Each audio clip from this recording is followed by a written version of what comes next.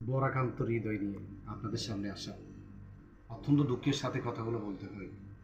আমরা প্রবাসী, যারা আমরা রেভিনিউস যোদ্ধা, দেশের বাইরে থেকে দেশের জন্য আমরা কাজ করি, দেশের অর্থনীতিতে আমরা ভূমিকা রাখি, কিন্তু দেশে কি আমাদের কোনো মূল্য নেই? কেন পদে পদে প্রবাসীরা লাঞ্ছিত, বঞ্চিত, অবহেলিত?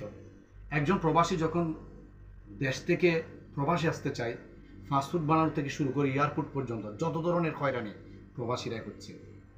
এখানে আসার পরও বিভিন্ন ঘাটে ঘাটে প্রবাসীরাই লাঞ্ছিত হচ্ছে।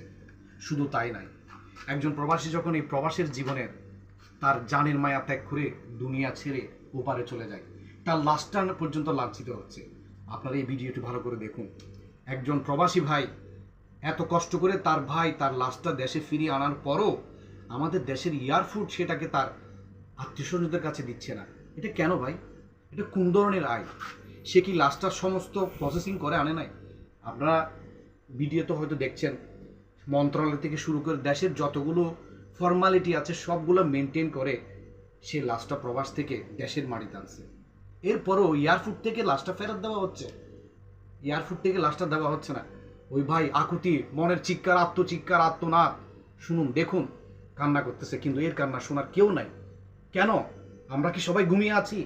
কখন আমাদের দেশ সামনের দিকে এগাবে? কেন এমন হচ্ছে? এই ভিডিওটা থেকে আরেকটা মেসেজ এটাই দিতে চাই, যারা অবৈধ পদে ইউরোপ যেতে চান, প্রবাসে যেতে চান, ভাই আপনারা সাবধান।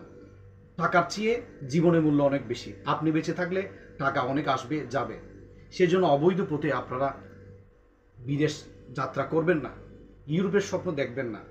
আপনি হালালভাবে পরিশ্রম করে দেশে থেকে যাবেন। যদি আপনাকে প্রবাসে যেতে হয়, যদি আপনি ইনকাম করতে চান, লিগেল পথে ইনকাম করুন, বৈধভাবে ইনকাম করুন। এবং আমি দেশের দৃষ্টি আকর্ষণ করছি সরকারের মন্ত্রণালয়ের, যে প্রবাসীদেরকে যাতে মূল্যায়ন করা হয়। ভিডিওটি ভালো লাগলে শেয়ার করবেন, বেশি বেশি লাইক কমেন্ট করে পাশে থাকবেন। সবাইকে ধন্যবাদ। আসসালামু আলাইকুম রহমতুল্লাহ।